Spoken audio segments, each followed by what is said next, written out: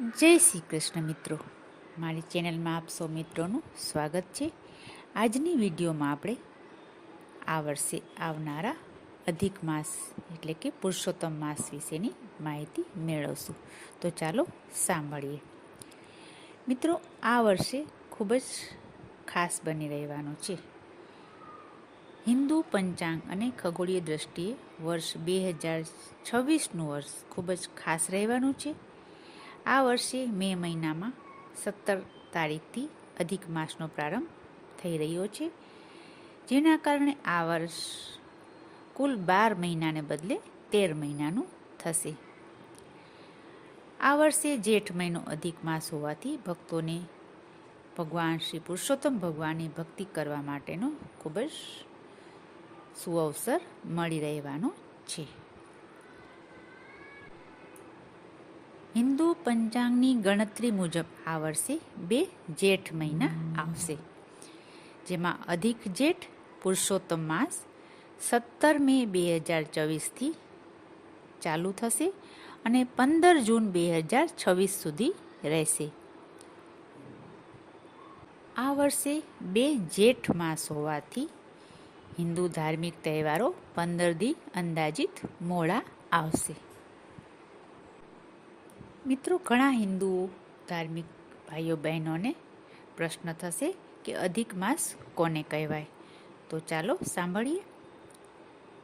સૌર વર્ષ એટલે કે 365 દિવસ અને ચંદ્ર વર્ષ 354 દિવસ વચ્ચેના જે વાર્ષિક 11 દિવસના તફાવતને સરભર કરવા માટે દર ત્રીજા વર્ષે પંચાંગમાં ઉમેરાતા વધારાના મહિનાને અધિક માસ કહેવામાં આવે છે. જે વર્ષમાં 12ને બદલે 13 મહિના હોય તેને અધિક માસવાળું વર્ષ માનવામાં આવે છે. હવે પ્રશ્ન થશે કે કયો મહિનો અધિક માસ હશે તે કેવી રીતે નક્કી થાય. તો ચાલો જાણીએ. મિત્રો, જ્યોતિષની ગણતરી મુજબ જે ચંદ્રમાસમાં સૂર્ય એક પણ રાશિમાં સંક્રાંતિ એટલે કે પ્રવેશ ન કરે તે મહિનાને અધિક માસ જાહેર કરવામાં આવે છે.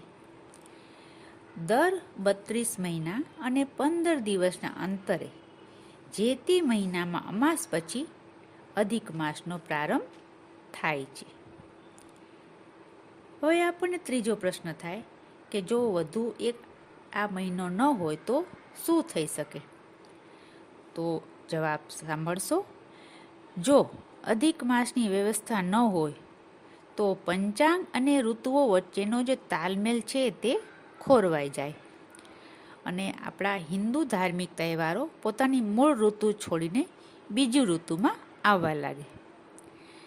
જેમ કે શ્રાવણ માસ ક્યારેક ઉનાળામાં આવે તો હોળી ક્યારેક શિયાળામાં આવે. આના કારણે જે કુદરતી ચક્ર છે તે અસ્તવ્યસ્ત થઈ જાય. હવે એક પ્રશ્ન એ છે કે અધિક માસમાં કયા શુભ કાર્યો કરવા ન જોઈએ. તો મિત્રો, અધિક માસને મલ માસ નામ આપવામાં આવ્યું હતું. આથી આ સમયગાળામાં લગ્ન, જનોઈ, મુંડન સંસ્કાર, વાસ્તુ, નવા મકાનમાં ગૃહપ્રવેશ કે મૂર્તિ પ્રતિષ્ઠા જેવા કામો કરવામાં આવતા નથી. સૂર્યનું રાશિ પરિવર્તન થતું ન હોવાથી આ ધાર્મિક શુભ કાર્યો માટે કોઈ શુભ મુહૂર્ત હોતા નથી. તેથી પુરુષોત્તમ મહિનામાં લોકો શુભ કાર્યો કરતા નથી. આપણા હિન્દુ શાસ્ત્રોમાં અધિક માસમાં કયા કયા શુભ કાર્યો કરી શકાય એની યાદી પણ છે. જેમ કે આ મહિનો ભગવાન વિષ્ણુનો હોવાથી પુરુષોત્તમ માસ હોવાથી તેમજ તે મહિનામાં શ્રીમદ ભાગવત કથાનું શ્રવણ અને પઠન કરવું ખૂબ જ પુણ્યદાયક માનવામાં આવે છે. આ અધિક માસમાં મંત્ર જાપ, ભક્તિ, પૂજા, તપ, પવિત્ર નદીઓમાં સ્નાન અને દીપદાન જેવા આધ્યાત્મિક કાર્યો કરવાથી અનેક ગણું પુણ્ય પ્રાપ્ત થાય છે. ખાસ કરીને આ અધિક માસમાં ગરીબોને ભોજન કરાવવું, તેમને પગરખા કે છત્રી જેવી વસ્તુઓનું દાન કરવું અત્યંત પુણ્યશાળી માનવામાં આવે છે. આ અધિક માસ કૃષ્ણ ભગવાનને પ્રિય હોવાથી ઓમ નમો ભગવતે વાસુદેવાય મંત્રનો જાપ કરવાથી ખૂબ જ અનેક ગણું પુણ્ય પ્રાપ્ત થાય છે. શક્ય હોય તો પવિત્ર નદીઓમાં સ્નાન કરવા જવું. જો ન જઈ શકાય તો ઘરમાં જ ગંગાજળ મિશ્રિત પાણીથી સ્નાન કરવું શ્રેષ્ઠ માનવામાં આવે છે. તો મિત્રો, થઈ જાવ તૈયાર પુરુષોત્તમ માસમાં ભગવાનની ભક્તિ, પૂજા, અર્ચના કરવા માટે.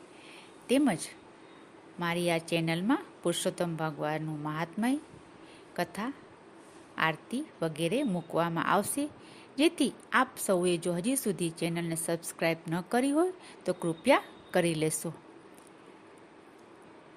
વિડીયો આપને પસંદ આવ્યો હોય તો લાઈક કરશો, શેર કરશો, જેથી અન્ય હિન્દુ ભક્તો પણ જાણી શકે અધિક માસનું મહત્ત્વ અને એના સંબંધિત જે મનમાં પ્રશ્નો ઉદ્ભવે છે તેનું સમાધાન. ફરી મળશું બીજી વિડીયોમાં. ત્યાં સુધી જય શ્રી કૃષ્ણ.